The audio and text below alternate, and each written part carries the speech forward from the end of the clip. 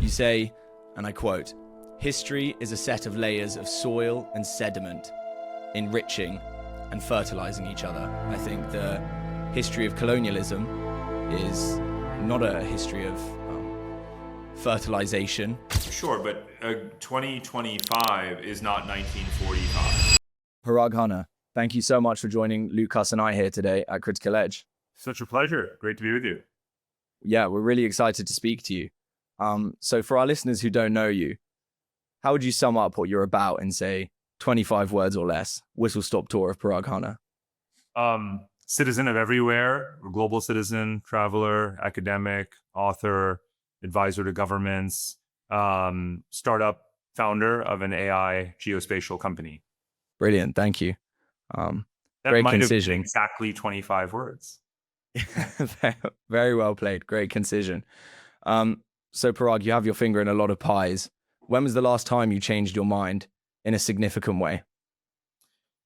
It's a very good question to kick off with. I'm not sure. I think of ideas as evolving, right? Or as, John Maynard Keynes famously said, when the facts change, I change my mind. But he didn't necessarily mean that you're always doing a 180. I'm an informal complex systems theorist, right? And in complex systems, yes, you have nonlinear dynamics, you have emergent properties, you have stochastic kinds of phenomena. Doesn't mean that everything is turning 180 degrees. So I'm not sure that there's, kind of aha moment where one says, I was wrong and, now I'm going to be right. And that new position is the somehow permanent new reality. Especially today, I think that approach to the question is probably a more advisable one rather than just, sort of flip-flopping all the time. It's more, we're all swimming and have to kind of, keep up with the tides. Yeah, that's an interesting point. I feel that sometimes when I take that approach, though, I find myself too hesitant to commit to a position, to go strongly and boldly into a position, because I'm always so inclined to take the other person's perspective. I don't know, you sometimes feel similarly. Well, I mean, in a management position, like in my own company, perhaps it was intuition just from other accumulated experiences, but you operate in a consensus oriented way. You're gathering everyone's opinion and they themselves wind up agreeing, and then you ratify, unless you violently disagree with it, the consensus of your team. And that comes from a number of things. You'll see all these, whether it's on social media or in books you'll read about leadership. The person in charge should speak the least. When I started my company, I had to speak the most because I had to explain to people what it is that I actually wanted to do. But now I can actually sit back and speak the least and let others agree, disagree, modify, and come to something that, based on their accumulated expertise, I wind up agreeing with 99% of the time. I very, very, very rarely veto my team. Okay. Thanks, Parag. So you've made a name for yourself discussing the future of migration and borders. So a hot topic, always been a hot topic, but especially now. What do you make of the discourse concerning immigration in the US and mainland Europe today in 2025? I mean, there's a global discourse on migration that is ever so steadily evolving from simply de facto believing that people are fine where they are, the system's not broken, to recognizing that you actually have an uncontrolled global mass migration phenomena and no top-down supranational authority that will ever guide us. And so each country is more or less on its own to come up with a strategy that works. And then within that universe of nations that are grappling with emigration and immigration challenges, there are those that have a pragmatic, long-term oriented approach and those that are just flailing. So that's the kind of background context, to your question. So in terms of the US, obviously a lot of flip-flopping in different domains. It's not necessarily helpful to at that point speak about migration as one, kind of coherent issue. It's more like, what are we doing with talent? Are we making it easier for them to come in? Are we giving people green cards or citizenship as soon as they graduate from university, as Canada basically does, and people in America talk about doing but don't necessarily haven't executed? Are we debureaucratizing the system and streamlining all of the paperwork and regulation and guidelines? You know how many people sit in what is known as H-1B purgatory, in the United States. You're talented, you've come in, you've worked, you've paid taxes, you're more skilled than any local, and yet you still are in this, Kafka-esque nightmare trying to get a, permanent residency. And then you'll obviously, when you raise the question, you may or may not be explicitly referring to asylum seekers and illegal migration on the southern border or elsewhere, which numerically is very, very high, but is not representative of all migration, right? Other than in situations where you have a massive influx of asylum seekers and illegal border crossings, what's known as irregular migration, most migration, most of the time, is legal. It's family migration, meaning chain migration, or it's skilled migration, it's economic migration, and it's perfectly valid, legitimate, and is, sort of part of human history. So these mass irregular, illegal migrations and asylum seeking, that's the part that's, raising the most controversy. So, I think there's I shouldn't go on forever, but I mean, every country has a sovereign right to determine its own migration policy. It is a principal vestige of what we still think of when we think of sovereignty, so much of which is eroded, but controlling your own border obviously is part and parcel in a way that's fairly irrefutable. So if a country says, look, there's a border for a reason, we have to know who the people are within this country. Maybe they should even all have identification cards, whether or not, irrespective of what tier they're in. It's kind of hard to deny that that's a perfectly legitimate, claim for a government to be making, right? It's sort of, again, pretty foundational. How they go about doing it could obviously be done in more or less humane ways, separating families, imprisoning in anonymous ways, removing all rights or due process, that kind of thing. Obviously, that's not something that I'm going to endorse. But the situation in the United States, to put things in perspective, had gotten so out of control that when you look at official U.S. migration statistics that come from international agencies, like from the UN, you would have a bar chart, U.S., U.K., Germany, Australia, and so on. For the U.S., you would have a break in the bar chart or line. It's sort of legal migration and then other. And the other was greater than the legal, right? That is not normal. Now, I'm not exactly the kind of person you turn to for a blanket endorsement of the Trump administration. But that said, you're dealing with something so extraordinary that when Washington says, look, we actually do need to figure out who's who, otherwise things will get overwhelming. It's not that America doesn't have the space. Remember in Trump's first term, he said, we're full. That was actually a term in 2017, 2018. You guys might be too young to remember, but it was one of the where he's like, okay, America is not full. It was actually what all the economists and demographers were retorting, responding to Trump in 2018. Like, no, we're not really full. And of course, we're not literally full. But again, if you look at Germany, you look at Britain, the demographic balance and demographic consensus or democratic consensus in favor of migration will erode if it's not managed well, right? So, and final point is just right now, there's a lot of people, and this is very, very prominent in German politics right now and American politics, is the notion that asylum seeking, or asylum claims there's a lot of bogus in there. In the European media, you see reports that 75% of all the vacations that asylum seekers have taken is to their home country, where they are nominally supposed to have been persecuted and would be afraid to return to. So obviously something has to be done about that. Yeah, so interestingly, I was watching an interview of yours recently.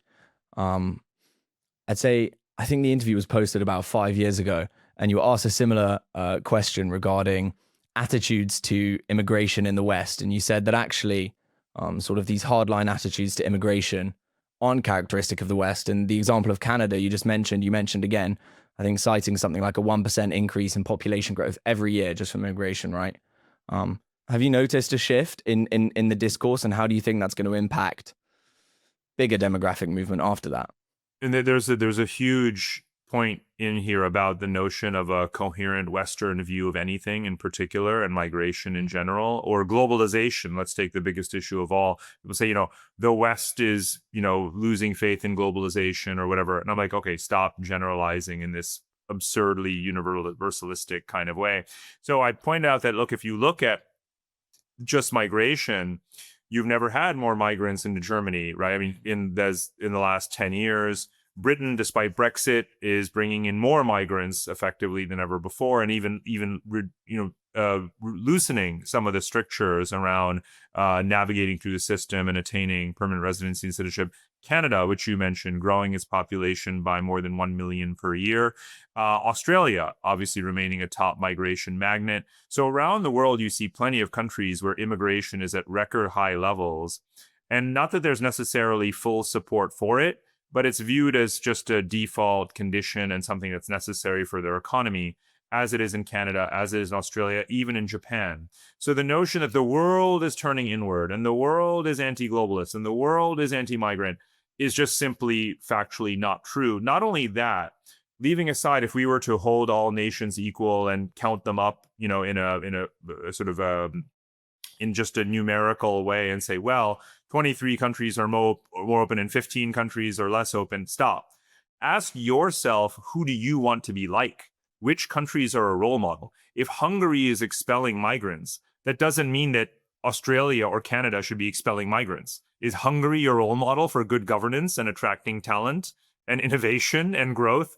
Not exactly, right? So if I were country X behind the veil of ignorance, saying here's a set of countries to choose from, and one of which is increasing its population steadily and growing its economy and becoming more innovative and so on and so forth, versus another, I would probably choose the former, right?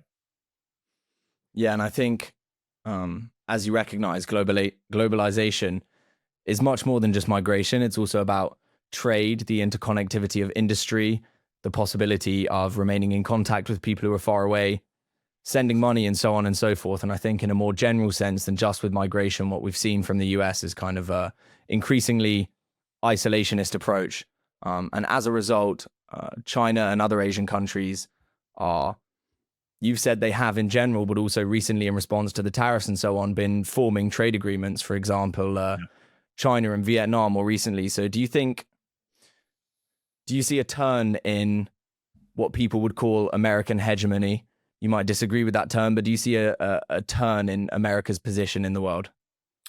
Well, I mean, it's funny you use the word hegemony. So about 18 years ago, I did a cover for the New York Times magazine, and they had a little squishy kind of jelly shape of America kind of thing squeezed between fingers, 2 fingers, and the title was "Waving Goodbye to Hegemony."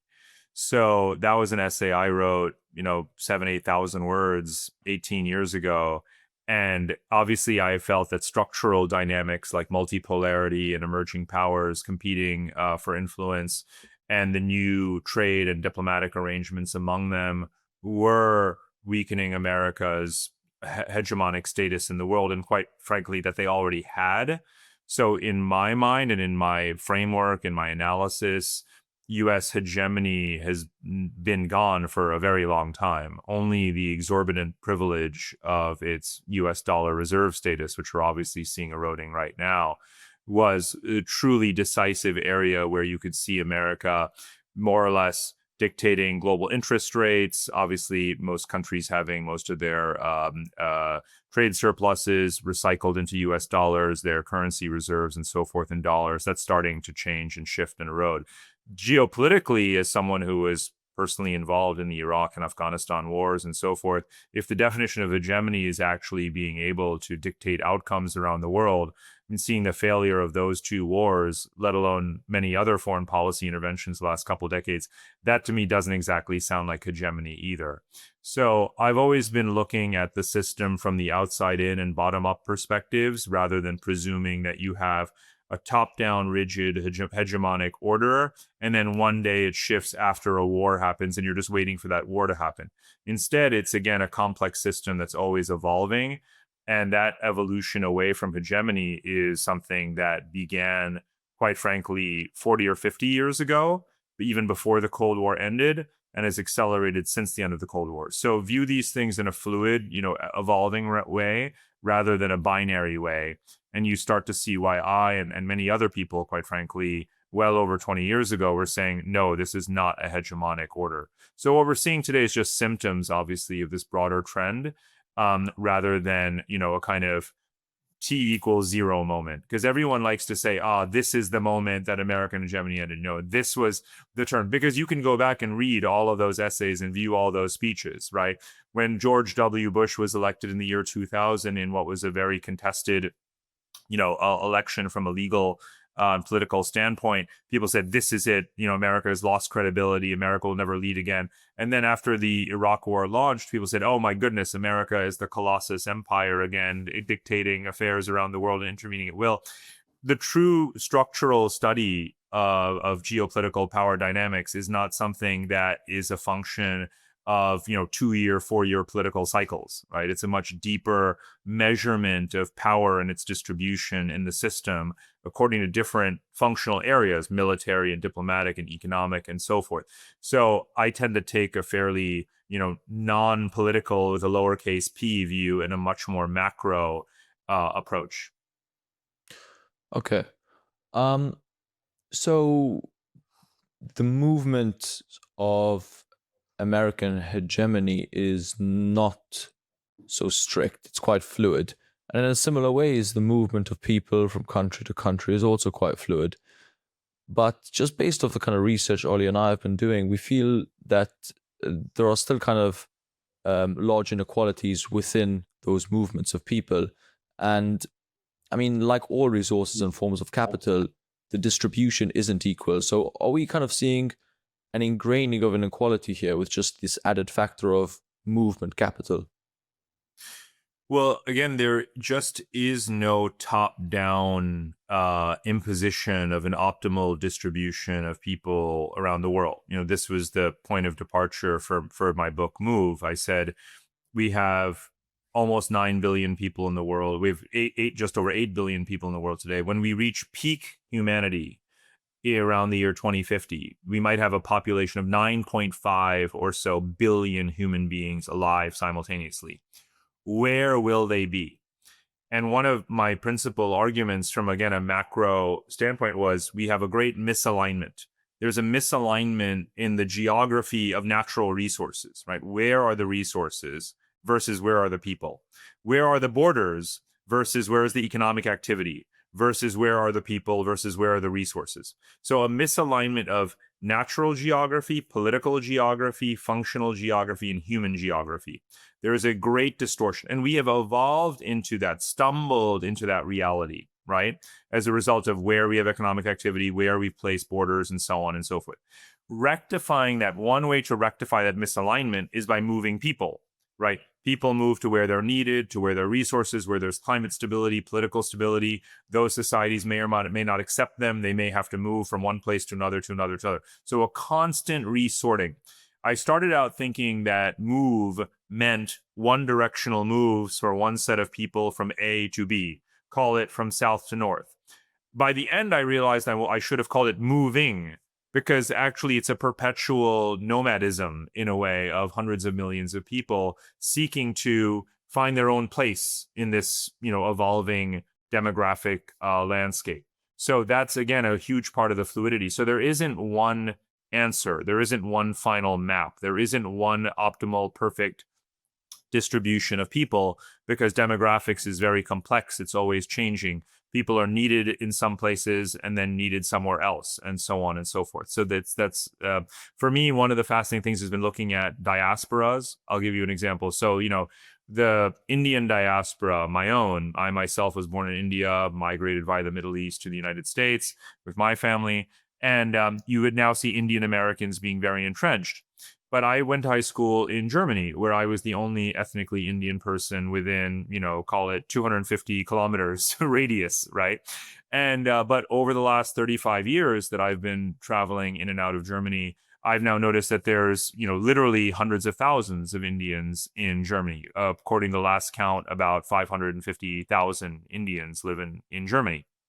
And so what happens is that within a single generation, migration begets more migration because, as I was saying before, most migration is chain migration, people following their family.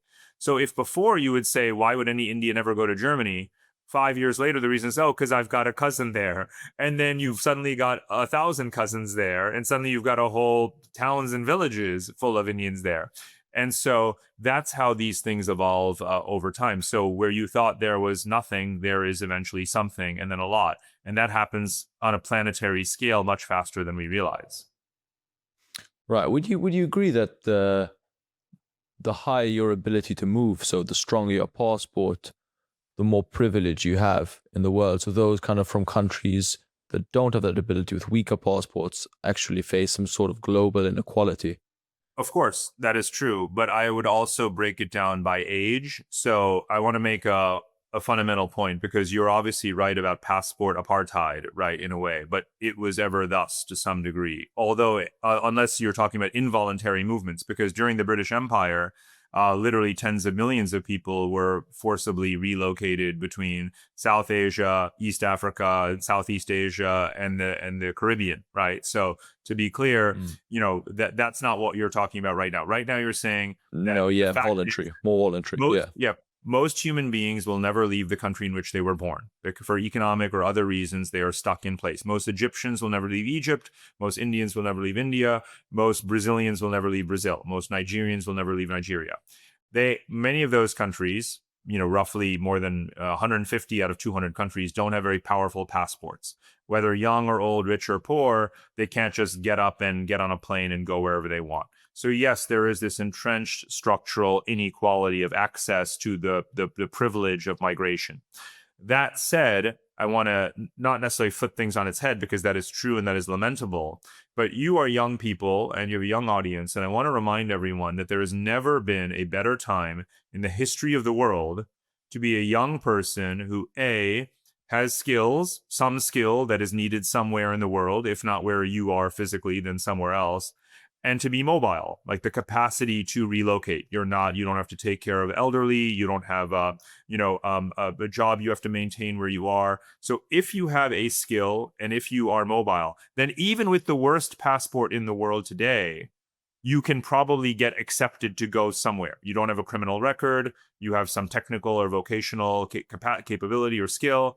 You can go online and fill out a digital form on your mobile, perhaps for the Canadian government or some other country, and you are going to get access to that country, right? There's a good shot that's going to happen. So yes, we could speak purely numerically, blindly about the human population and say, oh my God, it's tragic that 5 billion people are stuck in place and may never leave. But if you focus on the youth demographic that is most likely to want to go somewhere and has the physical capability to go somewhere, and if they have some skill, it might be the best time in world history, right? Because you can digitally apply, just go, right? And you will be wanted somewhere. There's this country that needs you and wants you. And I think that's a pretty powerful statement. So I myself, again, ethically am as, torn up about, like you are, about the macro state of affairs, the initial conditions, as you might say. But I also see the flip side of opportunity, given the demographic imbalances in the world and need for young people to stimulate economies. And that's why you have 100 countries with nomad visa, digital visa, e-visa, kinds of programs today. There's a lot I agree with that. The one distinction I'd make, perhaps, or contradistinction from what you said, is you said it's not purely numerical, and I think you were referring back to what Lukas said about passport inequality and the fact that some people don't move as some other people, and other forms of inequality are present as well. I want to read you a quote from one of the interviews I read recently, which I think will be informative here, kind of in a more general way about this sort of inequality. You say, and I quote, "History is a set of layers of soil and sediment, enriching and fertilizing each other." Now, the reason that I say I think it's more than just purely numerical and that it's structural is, to some extent, I disagree with that, right? I think the history of colonialism is not a history of fertilization and cross-contamination, but really a history of, to carry on the metaphor before we take it too far, taking people's soil. And I think a lot of relations that are set up now, that passport inequality, and so on and so forth, inequality of movement, inequality of access to resource, control to resource in certain countries as well. A lot of this is structural. A lot of this is a heritage of power relations which have come before. India is growing at a huge rate as well, but the historic poverty of India with regards to the West is also an impact of colonialism and the state that the UK left the country in 1947. So do you see that there might be sort of not just a flux, but more wider structural issues which encase and preserve these sorts of relations? So, I mean, the extractive nature of colonialism is very well documented and doesn't have to be, sort of relitigated here. Nothing about it. My claim is more so that it those sorts of relations have set up an imbalance in power structures with regards to economic and other relations today, rather than, I think we're all aware that colonialism was extractive, right? Sure, but 2025 is not 1945, right, to be clear. So we have 80 years now of post-colonial history for most of the planet Earth. Most of the people of the world, the citizens of the world, the nations of the world are post-colonial states.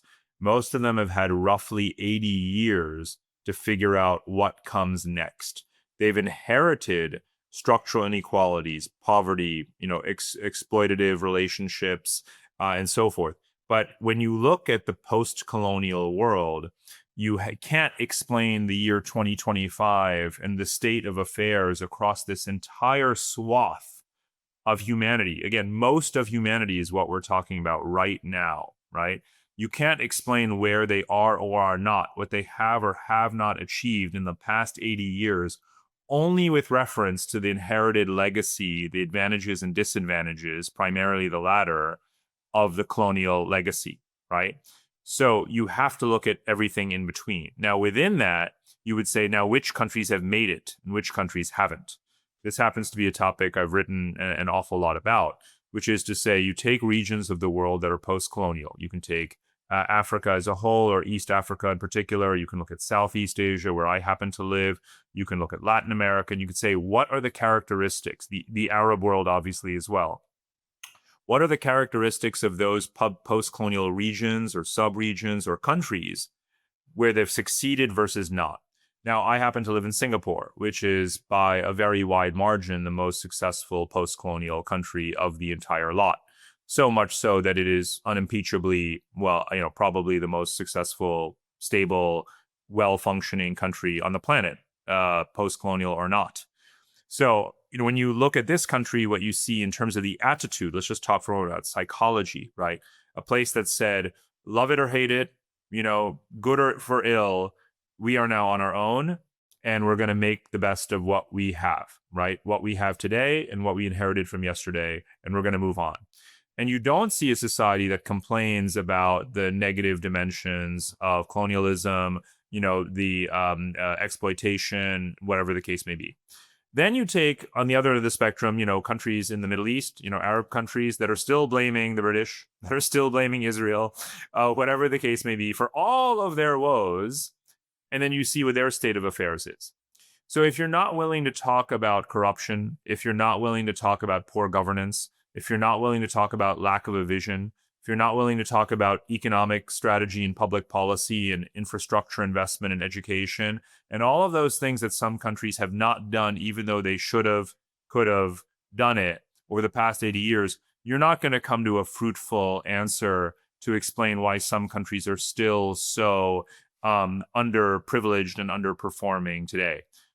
Again, with all of the blame that one can allocate to the colonialism, the legacies thereof, there comes a point, and I would say the last 80 years would be that point, where we say, well, what else can we use to explain this? And when we talk about these situations, and we don't talk about corruption, we don't talk about poor governance, we're kind of missing the picture. And again, I say this as someone who's born in a post-colonial country, whose entire family is from India. My father is literally a refugee from the partition. He was born in Lahore and then fled to India, still has scars, from that experience. I can, sort of revile everything about colonialism and still say, if I were the president of country X in Africa or the Middle East or Asia, circa 1950s, what should I have done to bootstrap my nation And did I do those things or not do those things? So we've got to be really honest and holistic in our understanding of the situation. Yeah, I think you're definitely right to be precise and give different analyses country by country.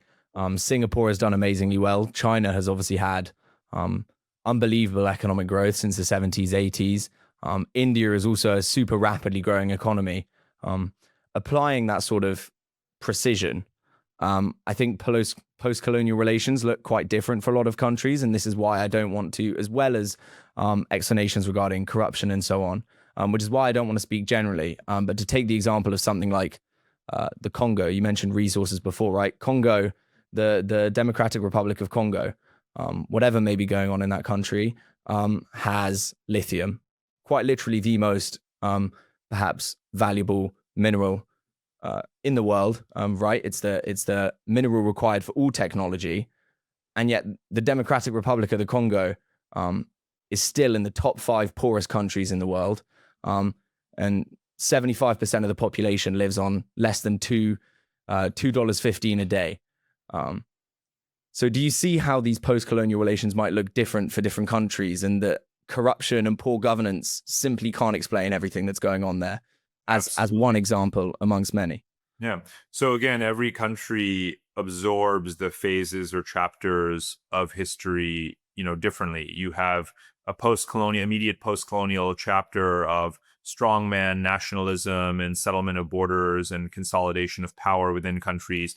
You have the phase of developing a new sovereign dynamic in relations with your neighbors and with your former colonial powers. And each of these chapters and episodes can be handled well or not well. You have a phase of mass population growth and stress on infrastructure and public services to the extent they exist at all. You have a phase where you need to be training your own civil service and bureaucracy and developing your formal institutions. You have a phase in which you are connecting to regional and the global economy in terms of what resources you have, whether it's agriculture or minerals, as becoming part of global supply chains.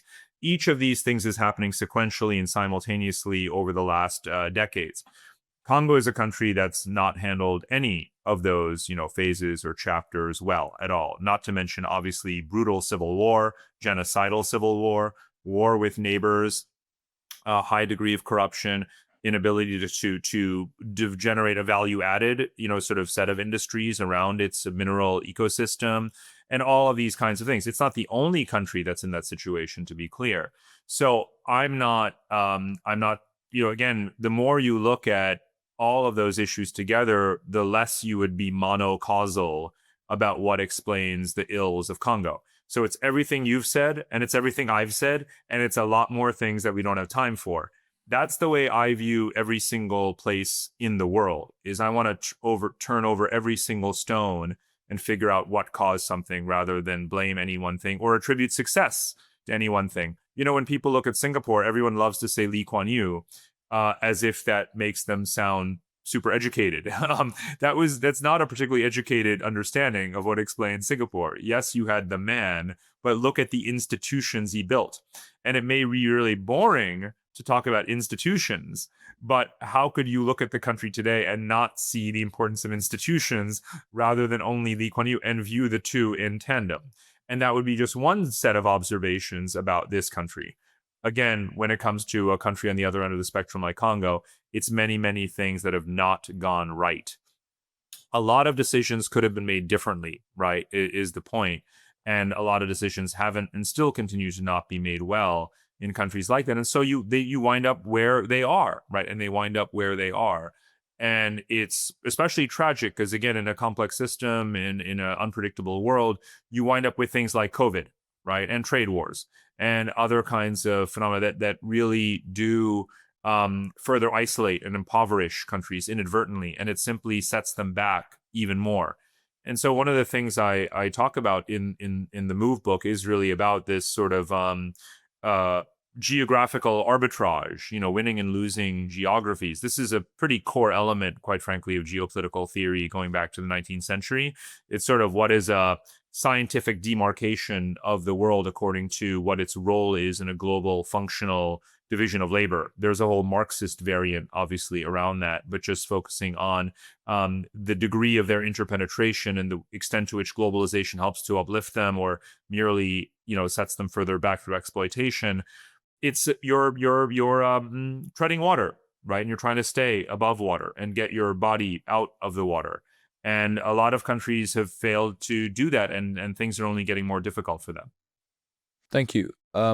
While we're kind of focusing and pinpointing on certain countries, which I think is really helpful, I wanted to kind of draw our attention to Germany for a moment, which I think is a really interesting one.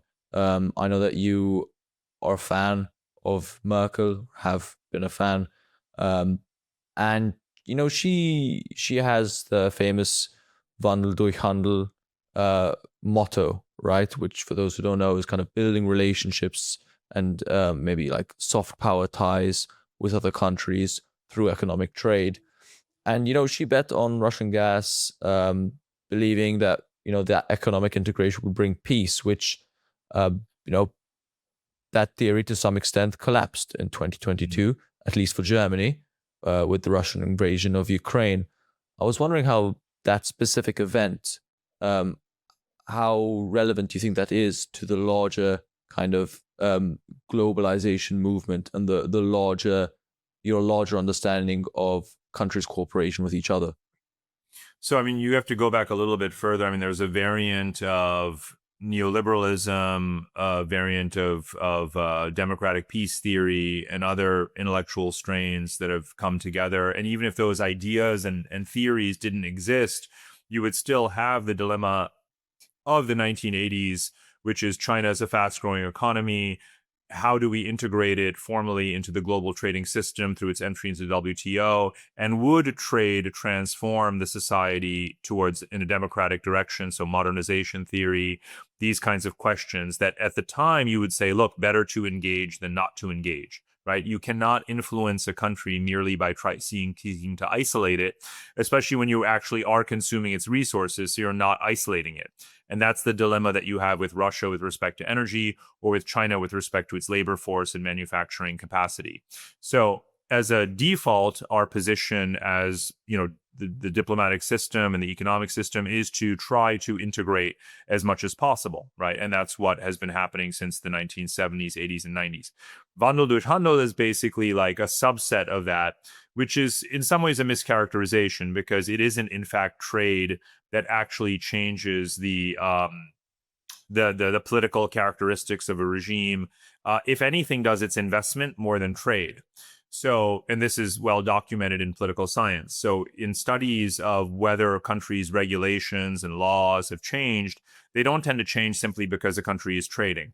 They only change if you have a huge amount of foreign investment and the foreign investors are able to rewrite laws on a national scale. Things like labor rights or environmental rights and legal protections for intellectual property and so on and so forth. So Wandel durch Handel was always somewhat of a simplified mischaracterization.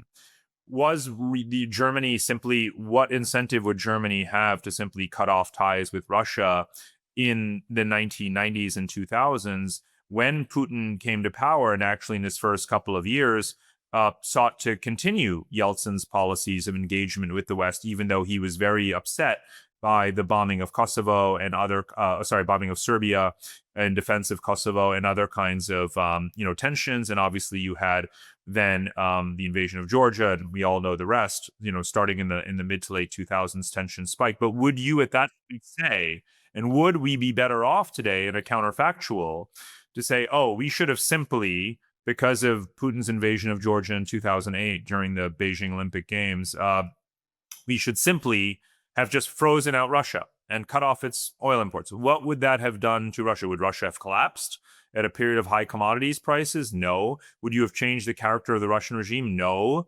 So I think that one has to look within the broader reality of interpenetration and some degree of economic codependence of economies to look for levers of change, or to simply accept, because it was naive in the 80s, 90s, and 2000s to ever actually think that China would suddenly be a different type of regime than the one-party state that it is. Now, I never thought, and just because some people did, I think perhaps, I don't know whether how I would quantify majority minority on this, but as someone who started traveling extensively in China in the 2000s and wrote a book on Chinese, grand strategy, I was never under any illusion that a lot of trade with China would mean that China would suddenly become democratic. I think that was ludicrous, right, to begin with. And I don't think that Russia is necessarily going to have a different kind of political system than it has right now. So I think there's theory and reality, and in reality, we are fated to need to engage with these countries. My thesis, I wrote an essay about this recently, is saying that we should continue to have connectivity-focused strategies with these societies, right? Not just the regime, but the people. You should let people flow outward. The best way to weaken an enemy regime or a foe is to brain drain its talent pool, right? As the West has done, actually, with respect to Russia, gradually over time in phases and episodes. Don't punish the people is, almost rule number one.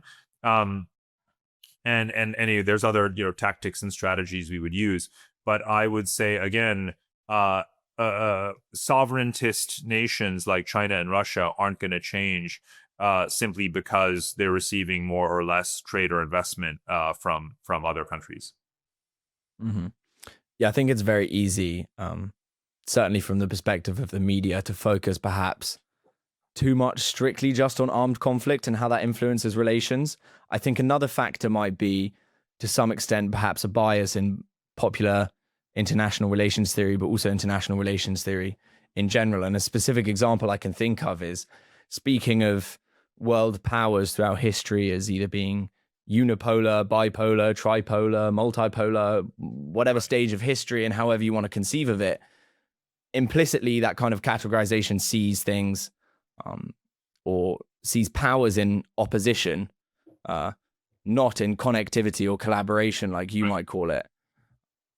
Well, certainly not collaboration, but, basically, again, geopolitical orders evolve over long time periods. So for me, it's been fairly clear for 20 years, and I don't lose any sleep at night over this, that again, I don't expect to wake up to a fundamentally different structure of power in the world than what I already wrote about 20 years ago, which is to say that the world is multipolar, and multipolar on a global scale. So previous multipolar orders obviously were within the European imperial or Western imperial context. Now you have a globally distributed multipolarity where China is a superpower, European Union, United States, and other, secondary powers. Within that global multipolarity, you have multipolarity within Asia itself. Of course, China is prima inter pares, right? First among equals. But Japan, India, Australia, these are great powers, middle powers, regional powers, whatever the case may be. So you have a multipolar region of Asia in a multipolar world. That, to me, is an accurate statement about power distribution. And again, to me, it's kind of been that way for quite a long time. I mean, like, since I was your age, it's been that way. So yes, it's evolving. Percentages of, power here and there in economic terms and military terms and all of these kinds of things. But roughly speaking, that's where we are, and that's where we're going to be for quite a while. So for people to kind of just, issue grand proclamations like, oh, it's still a unipolar world and it's in slow and gradual transition, my question back is always, when will you acknowledge that the world has ever actually arrived at multipolarity?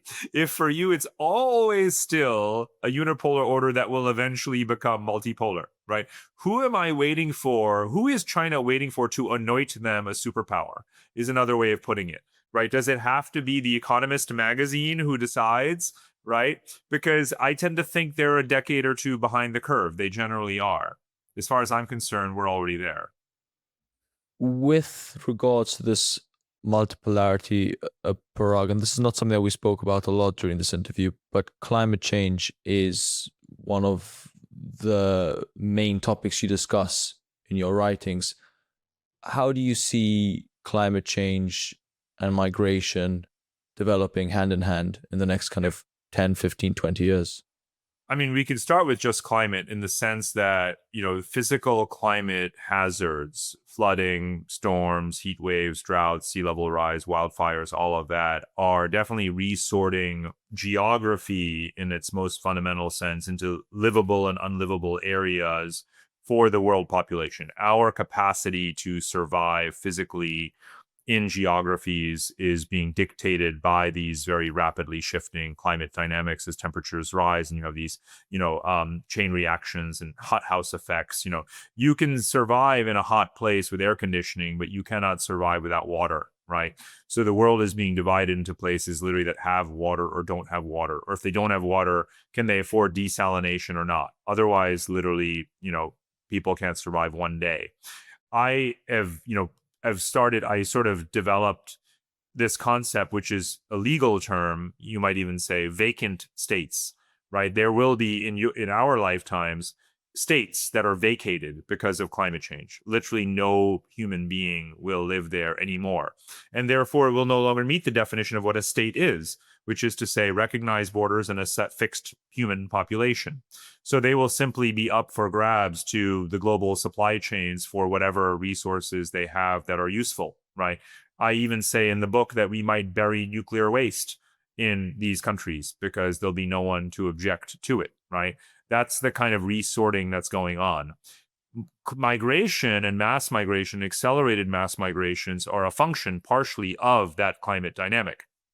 If you to look at the countries in the world that are the most climate stressed and overlay the demographics, you would come to a very morally repugnant picture, which is that most of the world's young people your age, are trapped in countries that are becoming ever more climate stressed. And that's what I'm referring to when I speak about this grand misalignment. So you will have a resorting of the human population due to everything from geopolitics to demographics to climate change, right? And people will be stressing those borders and relocating into more climate adapted, climate resilient areas.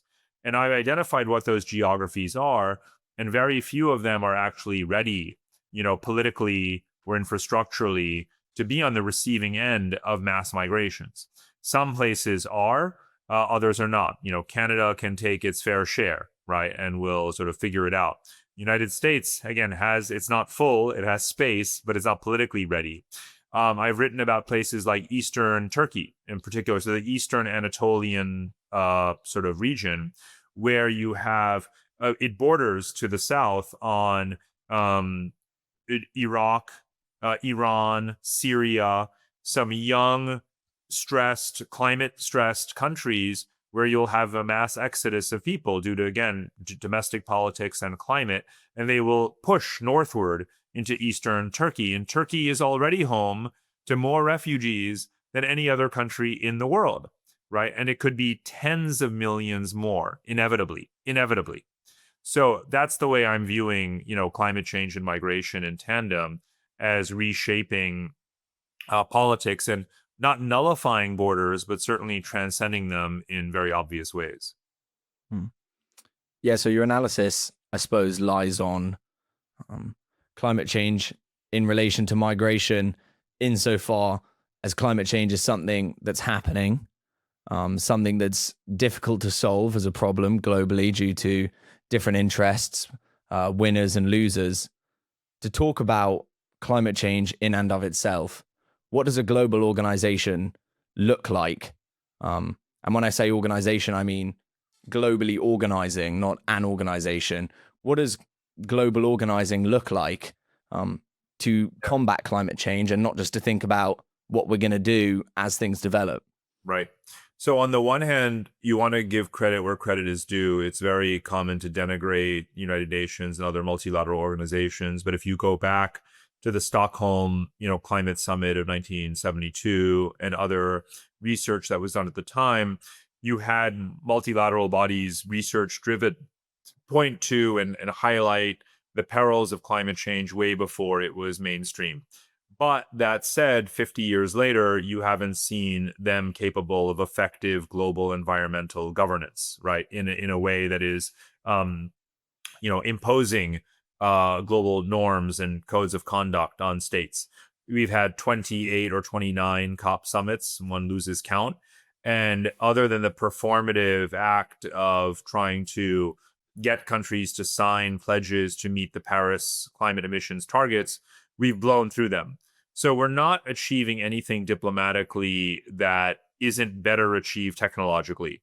And all of the money that is spent on climate summits, I believe, should be redirected towards technological interventions that will either reduce emissions through obviously the energy transition, or contain carbon emissions, even reverse them by carbon sequestration and other kinds of geoengineering kinds of themes or ideas, or into climate adaptation, right? Helping societies adapt through, again, relocating populations, doing water desalination, drought-resistant seeds for their crops and farming, and so on and so on and so on.